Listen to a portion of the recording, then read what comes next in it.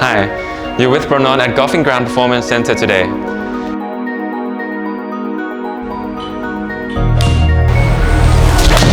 And in this weekly episode of Swing Tips, I would like to share with you really good insight about how to make an efficient transition sequence. I believe many of you know that we need to start from the lower body, but how?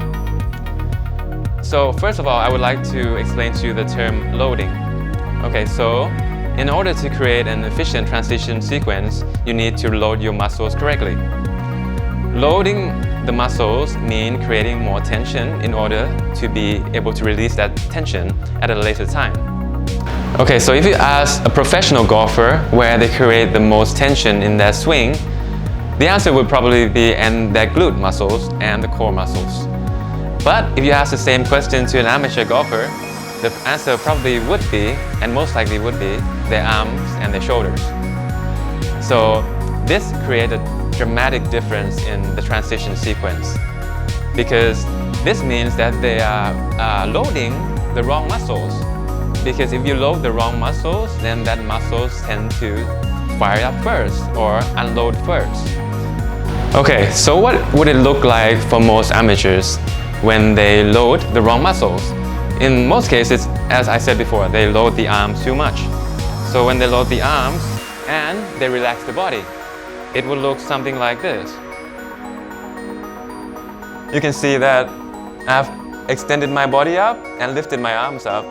And what do I tend to do from the up here is to start from the hands, because there's so much tension in here, it needs to be released. So from here, I start down with my hands first, and then my upper body and lower body follows inefficiently.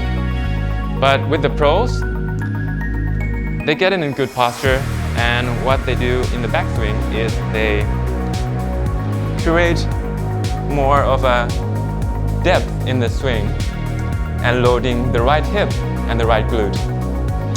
And this enables them to fire the lower body first, followed by the upper body, arms and the hands.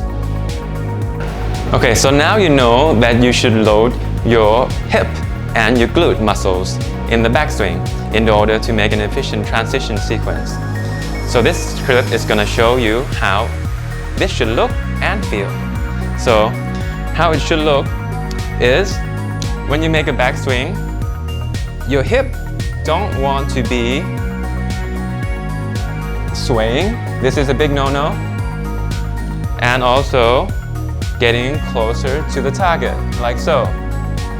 Instead, it should be more centered. When you make a turn with your hip, it should feel like it's not going anywhere, and you should feel very stable in your right leg and glutes and core.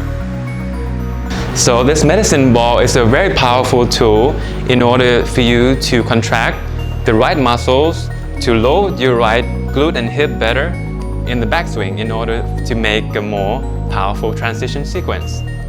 So what you need to do is just grab a medicine ball and then load your right glute. So this, in here, you should really feel your right glute working and also your core muscles brace. Here, you should feel that it's really ready to unwind and unload. So we just want to throw this ball down to the ground as hard as we can, like so.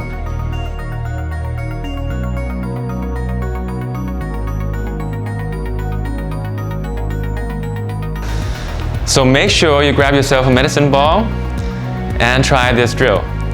So I'm sure it will help you with loading your right side better for better transition and a more powerful golf swing. Give it a go.